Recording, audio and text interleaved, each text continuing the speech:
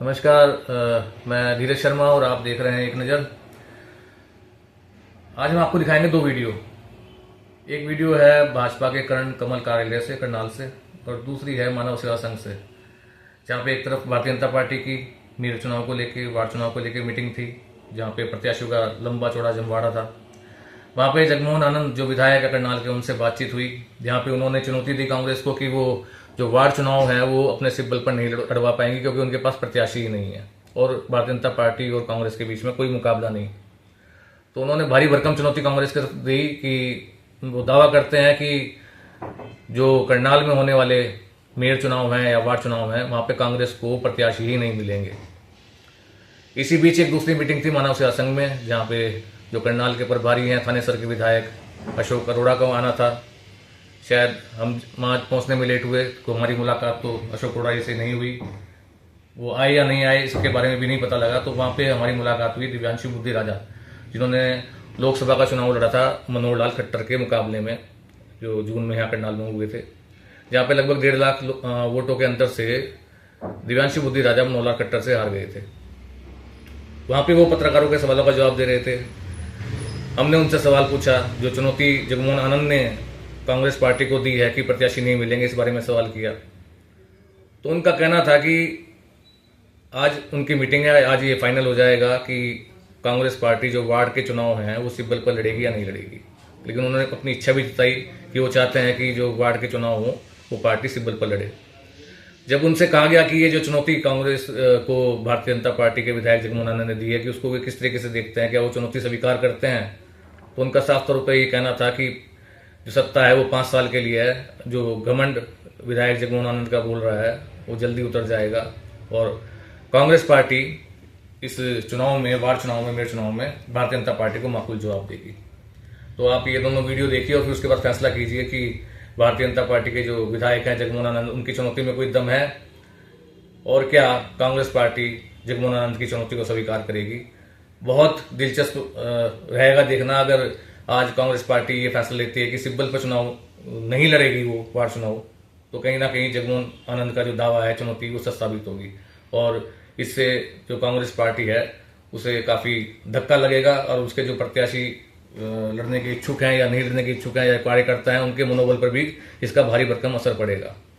तो आज के लिए इतना ही।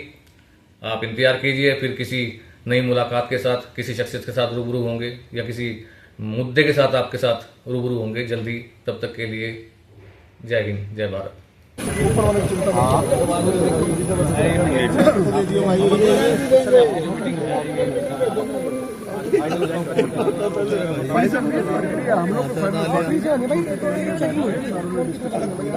उसमें सभी माननीय विधायक प्रक्रिया तो जो हमारे को कल अप्लाई हुई है उनकी सारी सारी कास्ट कम्युनिकेशन और उसको दे देना आपको फाइनल। मैंने कहा फाइनल नहीं, हम लोग हमारा काम है एक क्लर्क वाला।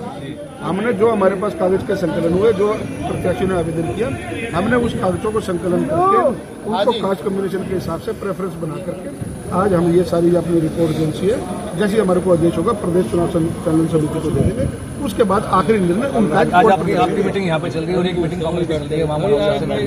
मुझे कांग्रेस से मतलब नहीं, मुझे मेरी पार्टी से मतलब। फाइट तो है लेकिन वो फाइट कहाँ है? कोई फाइट नहीं, हमारी कोई फाइट नहीं है। कहाँ कल मीडिया के लोग दिखा रहे थे हमारे यहाँ, देखो आप अपना 500 आदमी में हम गिरे हुए थे, उनके 5 आदमी थे, 5 ही आदमी थे ना, है ही नहीं प्रत्याशी किसी वार्ड। वो सिंबल में भी नहीं लड़ेंगे, मुझे पता है वो सिंबल पे नहीं लड़ेंगे, नहीं लड़ेंगे। मुझे पता है वो मेयर का चुनाव सिंबल पर लड़ेंगे, वो भी बड़ी मुश्किल होती है उनको। अदरवाइज वो पार्षदों का चुनाव भी सिंबल पर नहीं लड़ेंगे, ताकत ही नहीं है उनके पास। कहाँ है उनके पास वार्ड के अंदर कोई आदमी नहीं है उनके पास। इनका साफ तौर पर कहना है कि कांग्रेस पार्टी के पास जो पार्षद के चुनाव में लड़ने के लिए प्रत्याशी नहीं है और वो सिंबल के ऊपर प्रत्याशी, वो उन्होंने खुला चैलेंज किया कि वो जो कांग्रेस पार्टी है वो सिंबल पे चुनाव लड़ ही नहीं सकती। तो देखते हैं आगे क्या होगा। अब अगला हम कार्यक्रम आपको दिखाएंगे कांग्रेस के दफ्तर से कि उनकी इस बारे में क्या प्रतिक्रिया होती है। तब तक के लिए इंतजार कीजिए आप। ये सभी सुझाव पार्टी के सामने रखेंगे। बाकी फैसला जो है वो प्रदेश में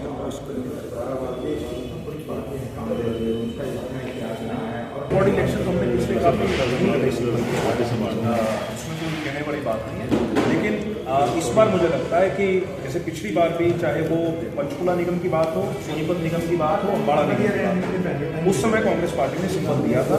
मुझे लगता है कि उसी के अनुरूप इस बार भी सिंबल मिलना चाहिए। बाकी फैसला पार्टी अब मीटिंग कर रहे हो यहाँ पे, अभी थोड़ी देर पहले ही मीटिंग वहाँ पे थी भाजपा कार्यालय के अंदर, वहाँ विधायक जगमोहन आनंद से बातचीत हुई। तो उन्होंने कहा कि कोई मुकाबला ही नहीं है, जो कांग्रेस पार्टी है उसको सिब्बल पर रखने के लिए प्रत्याशी नहीं मिलेंगे कोई करनाल के अंदर। ये तो समय बताएगा। और इसलिए जो कांग्रेस पार्टी सिब्बल पर चुनाव लड़ेगी नहीं, कैंसिल कर देंगे। जगमोहन आनंद जी बात कह रहे हैं, मुझे लगता है कि ये सत्ता 5 साल के लिए है। इतना भी घमंड के घोड़े पे सवार ना हो कि जब इनके 5 साल बीते तो लोग इनका कैसे स्वागत करेंगे, वो समय बताएगा। लेकिन पार्टी अभी फैसला करेगी कि पार्टी चुनाव सिंबल पर लड़ेगी या नहीं लड़ेगी, और ये कोई बहुत लंबी बात नहीं, आज शाम को क्लियर हो जाएगा। आज शाम तक अगर ये फैसला हो जाता है, फिर देखेंगे कि कांग्रेस पार्टी के लिए, प्रत्याशियों के लिए लंबी लाइन लगती है या भाजपा की। लेकिन मैं बता रहा हूँ, उन्होंने चुनौती दी है, तो उसका चुनौती का जो है ना कांग्रेस का इस समय आने पे चुनौती का जवाब जरूर। क्या संदेश देंगे आप? ये बिल्कुल लोकल बॉडी इलेक्शन है और स्थानीय चुनाव है, छोटे चुनाव है, और हर एक आदमी का इन चुनावों के साथ सीधा संबंध है। हो सकता है किसी व्यक्ति को एमएलए एमपी की जरूरत ना हो, लेकिन इन चुनावों में हर घर का, हर व्यक्ति का सीधा एमसी के साथ संपर्क होता है। तो मुझे लगता है कि इस चुनाव के अंदर बिल्कुल इंटरेस्ट भी लेना चाहिए, और ज़्यादा से ज़्यादा इनमें वोटिंग भी होती है, क्योंकि एमएलए एमपी से ज़्यादा वोटिंग इन चुनाव के अंदर होती है। बिल्कुल प्रदेश के अंदर और निगम के अंदर पिछले समय जो भाजपा का शासनकाल रहा है, सबसे ज़्यादा दिक्कतें अगर आई हैं तो वो निगम के थ्रू आई है। भाजपा सरकार के अंदर भी सबसे बड़ी जो दिक्कत थी, चाहे वो प्रॉपर्टी आईडी की थी, फैमिली आईडी की थी, जिसको लेकर लगातार सड़कों पर लोगों का विरोध रहा, तो वो कहीं ना कहीं निगम की वजह से थी। और जो भ्रष्टाचार है वो तो किसी से छुपी हुई बात नहीं है, चाहे वो करनाल की बात है, चाहे वो पानीपत की बात है। तो मुझे लगता है कि लोग इसको लेकर लगातार अगर देखा जाए तो 50+ उनकी वोट कटी जा रही है। देखिए, इस प्रकार के हथकंडे तो ये लोग अपना ही रहे हैं। इन्होंने विधानसभा चुनाव में भी इस प्रकार के हथकंडे अपनाए, चाहे वो महाराष्ट्र चुनाव की बात हो, जहां लोकसभा के पटल पे राहुल गांधी जी ने ये बात कही कि 70 लाख वोट जो है वो 3 महीने में ऐड किए गए।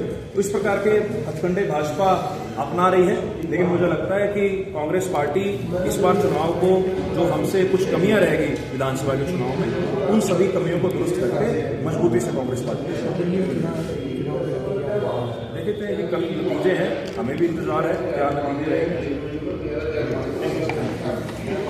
राजा जो लोकसभा प्रत्याशी थे पिछले चुनाव में करनाल से, तो इन्होंने जो दावा जगमोहन आनंद ने किया, तो इनका कहना था साफ तौर पे कि 5 साल की सत्ता है, जवाब जनता देगी। अब देखना यह है कि जो चुनौती जगमोहन आनंद ने दी है कि कांग्रेस जो सिब्बल के ऊपर अपने चुनाव नहीं लड़वा पाएगी, और उन्होंने बिल्कुल चुनौती देते हुए कहा कि इनको प्रत्याशी नहीं मिलेंगे, उसके बारे में कांग्रेस क्या जवाब देती है, ये देखना भी बाकी है।